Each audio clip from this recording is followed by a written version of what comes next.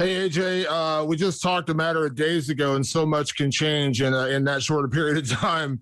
Can you kind of give me your initial reaction to getting the news that Yoel was out of the fight? Obviously, I know you were excited for that one, and I know it's part of the sport, but I know there has to be some disappointment. Yeah, I was very disappointed. Not only were the fans, counting on that fight, I was too. I had trained my butt off for him, and like I do every fight. But it is what it is. What can I do about it? Every time it seems like I'm about to have a big fight, I get a change up all the time. I know that, going to a new opponent, that's, again, part of the sport. I know you guys are training for whatever happens, at your gym down at Sanford. But in terms of the emotion, do you have to kind of allow yourself to get disappointed and then get up again for the new opponent? Because, again, absolutely no offense whatsoever to Jose. He's just a newer guy. We don't really know him. Whereas Yoel, that was a big fight. I had to psych myself out a little bit. You know what I mean? Just, you know how it is, man. When you count on something and then things get changed up, so much can go through your head, but I knew I wanted to fight. I was presented, some other fighters, but they weren't worth my time. I don't know, man. I just had to suck it up and say, you know what, I'm fighting. The fans want to see me fight. I want to fight. I know the organization wants me to fight. So let's just do it. Let's get somebody that's worthy, give somebody who deserves a shot, to fight me, that I feel deserves to fight me. And they picked Jose. And I'm glad they picked Jose. People may not know who he is, but he's a good fighter. And last one for me, only because you did spend so much time training and preparing for Yoel, I can't say what the future holds for him. I'm not going to get into his medical issues or anything, but is there any part of you down the road you would like to revisit that just because you spent so much time preparing for that guy? If it happens, it happens, man. I just take everything one step at a time. But yeah, if I get a chance to fight Yoel, I will. That's, once again, the fans wanted to see it. I was amped up for it, but the people that got me amped up even more and got me looking forward to it even more were the fans. The fans were so into it and so pumped up. I feel bad for them more than I feel bad for Yoel. You know what I mean? Because they don't get to see the show that they were, wanting to see. But once again, I have Jose, so I can't think about Yoel anymore. I just have to focus on Jose. Corey? Hi, good afternoon. Corey from MMA Mania. You've had all of your losses, aside from that Kevin Burns insanity, were due to... That wasn't a loss. That wasn't a loss. And yeah. Hence the insanity in it. Have been on by submissions, and your opponent has demonstrated some good ground ability. You've been out of the sport for a while. It's been a lot of work, maybe working on your ground game, hoping to shore up. What has been the only losses in your career? I've over the course of, a couple of years, it wasn't that I sucked on the ground or anything like that. I just never wanted to be on the ground. I never wanted to be a grappler. I wanted to be a knockout artist, Whenever I'm training, I don't get submitted, and I have some legit grapplers, I hang in there with them. I'm not trying to be a black belt. I'm not trying to impress anybody on the ground. I'm not really trying to even submit anybody on the ground. Do I know how to submit people? Of course I do. I've submitted people in training. I have submitted a black belt, legit black belt before. But it's just not me. People want to see fights. They want to see knockouts, and that's what I bring to the table.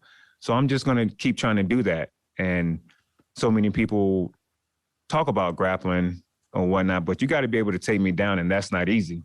So, anybody that's truly taking me down, they were wrestlers, and they were great wrestlers, not just mediocre wrestlers. They were great wrestlers to be able to do that. And, usually when people try and take me down, they pay for it. Nick? Hey, Rumble. Obviously, fight weeks these days are a lot different with all the COVID protocols. But for your first fight week in 4 years, what's it been like getting back into that routine? It's been great, natural. Feel like I'm at home. Nothing's changed. Everybody's still asking a ton of questions and showing a ton of love. So nothing's changed. This is. I just feel like I'm home, and this is just where I'm supposed to be. And I know over the course of the past 4 years, there were some hints before you finally committed to the return last summer. Like even before that, you were kind of hinting at returns here and there. Why do you feel like 2021 was the right time to come back? Hell, I thought 2020 was going to be the year to come back, but things happen. Everything's all about timing, and obviously the time is now. So why not? Why not just give the fans what they want? 2020 was not a great year at all for anybody, unless you was Walmart or something like that. They got all the money. Fighters didn't get to perform, in front of crowds like they wanted to.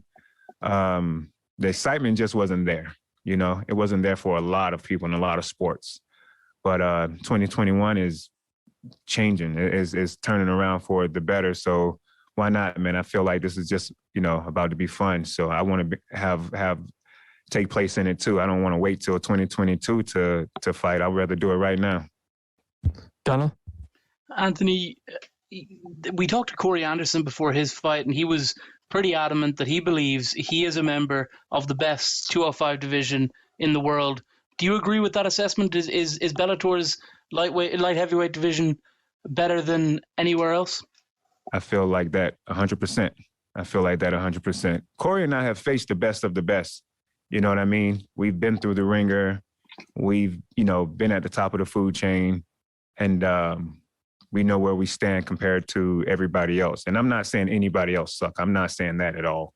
Everybody that's in the 205 division, no matter what weight class they're in, they're legit. If they're in the top 5, I feel like they're legit.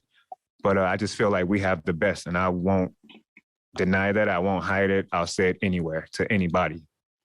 I challenge anybody to it. I think we have the best fighters right here in Bellator. You've been out of the cage for quite a long time, but you haven't been away from MMA. You were involved in BKFC a little bit behind the scenes, and we've seen you on camera quite a bit. You've been big. You've been heavy at times. It looked like maybe you were going to come back at heavyweight. How'd you find getting down to 205 this time? Well, yeah, I was fat and happy, man, when everybody saw me in front of the camera. You can say it. It's okay. I'm not offended by it because it's true. The journey's been fun, man. The weight has come off over time. Just consistency and eating right and staying in the gym and just living my life, man. Everything's just been working out coming down to 205. I feel better now at 205 than I did whenever, I was in my early 30s. I'm 37 now, and I feel better. I also feel like my body's changed for the better. Everything right now is just going smooth, and I'm going to make sure I keep it that way. So it's been fun so far. Santiago? Hi, Anthony. Greetings from Amsterdam, and thank you for the time. No Sanford problem. MMA fighters have been getting a lot of success lately. Can you feel this in the gym as well, Anthony? That the confidence level is very high and everybody is working passionate towards winning fights? We've always been that way. With our fighters. Even before we became Sanford, a lot of us are still together over the last 10 years. The energy is there. The athletic ability is there. The coaching is there. We hold our heads high, even when we lose. But we're not used to losing. Everybody's used to winning, and we're going to make sure we keep it that way. But you can definitely tell whenever you walk in that gym that there's a bunch of killers in there and hard workers. And then last one for me, of course, I have to ask you about the Dutch master, Henry Hooft. Yeah, How Henry important has Henry Hooft been for your career in general? And how important was Henry for your preparation to this comeback fight? For MMA, Henry's the most important person to me. He's my right-hand man, When it comes to MMA and stand-up, he's my rib. You know what I mean? He's my partner in crime. Regardless of the past, and all that stuff, he's still my guy. We still ride or die for each other, regardless of anything. But he's been helping me out no matter what. He can talk to me, man, and get me going. It doesn't matter. He doesn't have to hold pass for me to want to knock your head off. He can just talk to me, and we just got that vibe, that energy, that relationship, and it's unbreakable. Gareth? Good evening, Rumble from London. What's up, boss? Hi. I was on the call with you last week, the press conference, and you and Romero were so lit over your contest. It was an amazing thing to witness. You were both incredibly looking forward to it. Really stoked you were going to kill each other in there, but incredibly respectful. No, but at the same time, incredibly respectful. And I just wonder, 24 hours later, what goes through your psyche as a fighter when you know you're going to have to switch against another opponent, that guy you'd been focused on for so long was there?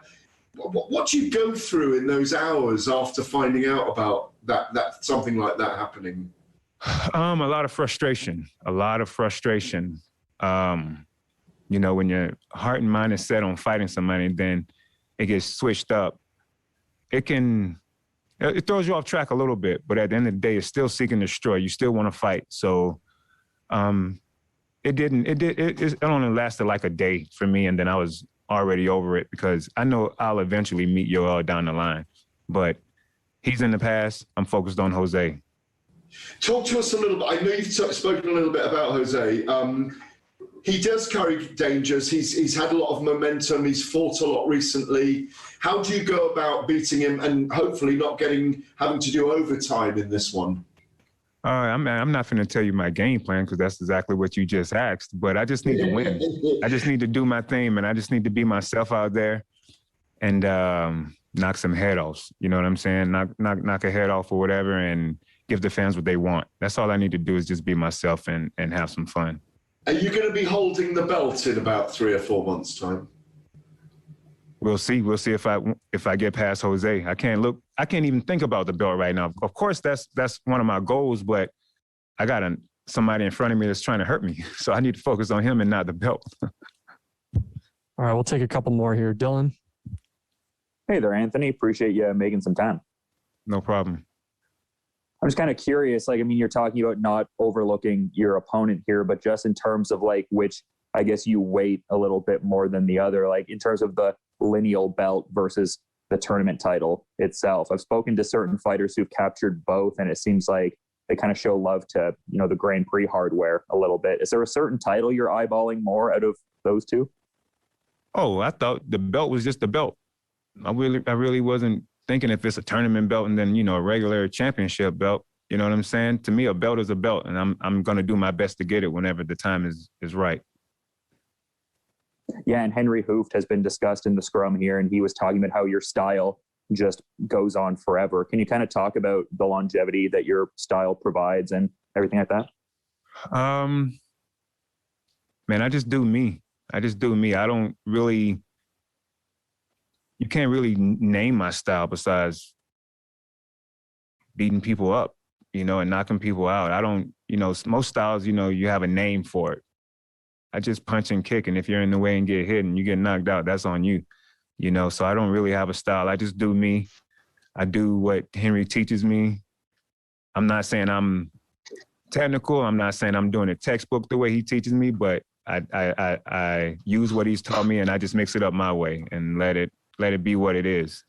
So, but my style is all out. A lot of fighters talk about they leave it in the cage, but I don't think anybody can say they go 100% like I do. I was talking to my guy, earlier, and, people talk about how my cardio is this and that, but I'm like, dude, when I swing, it's 110%. When I throw a punch or a kick, it's 110%. Everybody else is pacing themselves. I ain't got time for that. You know what I'm saying? I'm trying to give the fans what they want. And plus, who wants to fight for 5 minutes, man? Who wants to fight for 5 or 25 minutes? I'm trying to get in and get out. Last one, Lenny. How's it going on, AJ? How are you? I'm great. You? Yeah, I'm doing great at the moment. It's great to see you back, Anthony Rumble Johnson. Last time we saw you 4 years ago, UFC 210 against DC. But how did you occupy yourself whilst you were outside the cage? Oh, I got fat and happy. I did a couple of things, started a couple of businesses, lived my life. And that's why I had retired. I needed to do that. But I'm back now, and life is beautiful. You mentioned that you're back now, but when you first announced that you were coming back, it seemed like you were heading to the UFC. You even tweeted UFC 248 at T-Mobile Arena. You put that on your Twitter. What ultimately happened to return into the UFC? But at the moment, I do believe Bellator is a good fit for you. Yeah, I wouldn't be here if I didn't think Bellator was a good fit. as far as UFC, man, I still have nothing but love for UFC. They're a great organization. I've made my mark there already. So now it's time to make my mark somewhere else and do great things here. And I am very grateful and blessed that Bellator and Scott Coker are giving me the opportunity. So I'm going to embrace it and just do what I do. All right. Thank you very much for the time, Anthony, and good luck on Friday. Thank you, man.